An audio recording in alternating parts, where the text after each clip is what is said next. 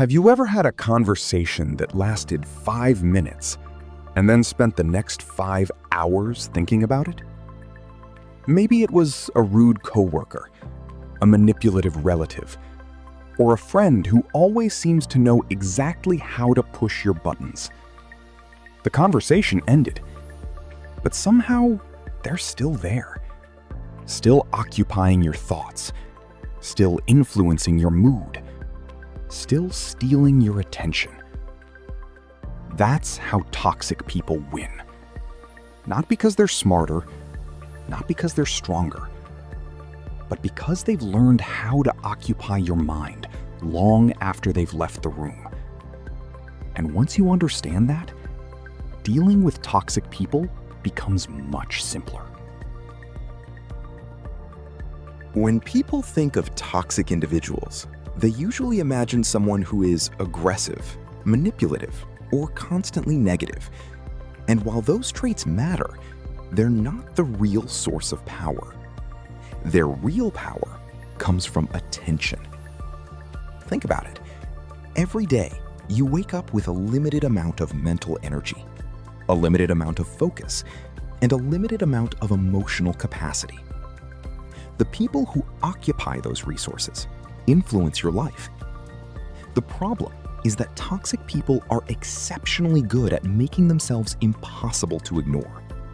A passive-aggressive comment, a guilt trip, a personal attack disguised as a joke, a carefully timed criticism.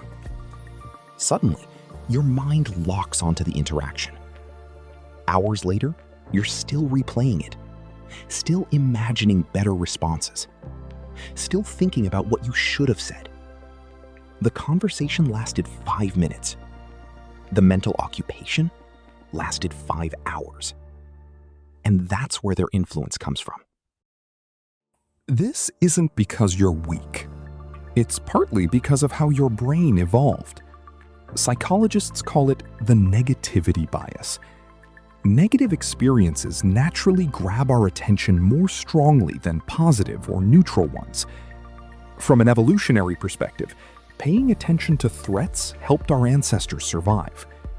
As a result, one insult can outweigh 10 compliments. One toxic interaction can overshadow an otherwise good day. There's another reason. Behavioral psychology shows that behaviors receiving attention often become stronger. When someone provokes you and receives anger, lengthy explanations, emotional reactions, or hours of mental engagement, they've received something valuable: your attention. And attention itself can become a reward, which leads to the biggest mistake most people make. Most people try to defeat toxic people by winning. They defend themselves, explain themselves, correct every accusation, respond to every message, and try to prove they're reasonable.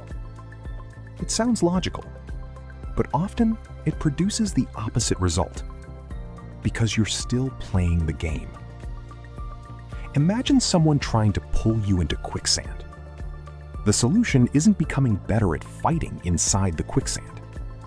The solution is to stop stepping into it. Every argument gives a toxic person another opportunity. Every emotional reaction proves they still have access to your attention. Every desperate attempt to be understood keeps the cycle alive. And there's something even more dangerous. The most dangerous thing about toxic people isn't what they do to you today. It's what they train you to do tomorrow. Over time, repeated criticism can train someone to doubt themselves. Repeated guilt can train someone to over-explain. Repeated conflict can train someone to stay silent, even when they should speak. Repeated manipulation can train someone to constantly seek approval. Slowly, your behavior begins to adapt. You start anticipating criticism before it arrives, rehearsing conversations before they happen, apologizing for things that don't require an apology. walking on eggshells around people who have never harmed you. And the tragedy is that these habits often survive long after the toxic person is gone. The relationship ends. The job changes. The friendship fades. But the conditioning remains. That's why the real danger isn't the argument. It's the training. So what actually works? First, stop rewarding toxic behavior. If attention helps maintain behavior, stop paying for the pattern. That doesn't mean becoming passive. It means becoming uninteresting to manipulation. Short responses, neutral tone, no unnecessary emotional performances, no endless back and forth. Remember, don't reward what you want to reduce. Second, replace arguments with boundaries. Arguments try to control another person's behavior. Boundaries control your own. That's why boundaries are stronger.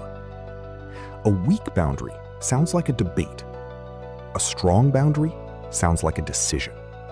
Not, I hope you understand why this hurts me, but if this continues, I'm ending the conversation.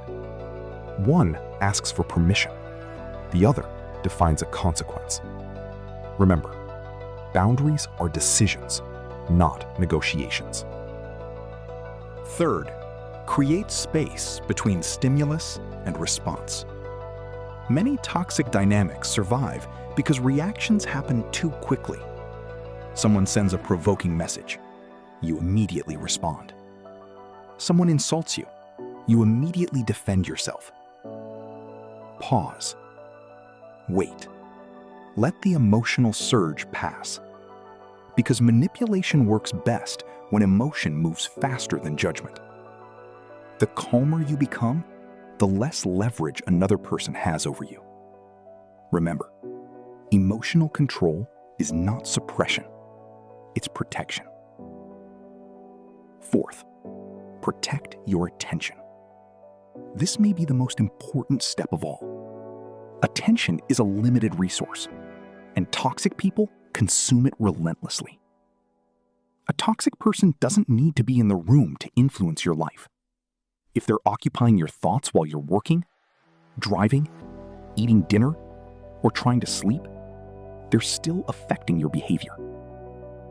Physical absence is not the same as psychological absence. Protect your attention the way you protect your money. Maybe even more carefully. Because money can be earned again. Time cannot. And attention determines how you spend both. Finally, leave when necessary. Some situations improve with boundaries. Some improve when attention is withdrawn. And some don't improve at all. If a pattern involves chronic disrespect, manipulation, intimidation, or emotional abuse, distance may be the healthiest option. Walking away isn't weakness. Sometimes it's the only strategy that stops the damage. Remember, not every problem is meant to be solved from inside the relationship. Most people misunderstand what it means to defeat a toxic person. They imagine a dramatic confrontation, a perfect comeback, a final victory. But real victory is much quieter than that. It's the moment their words stop living rent-free in your mind. The moment you stop replaying the argument. The moment their approval becomes unnecessary. The moment their criticism no longer shapes your day. Because the strange thing about toxic people is that most of them never truly take your peace away. We hand it over, little by little, through attention, through reaction, through rumination. And the moment we stop doing that, their power begins to disappear. Because the strongest boundary isn't the one you draw around your life. It's the one you draw around your mind. The goal was never to defeat them. The goal was to take back ownership of your own mind.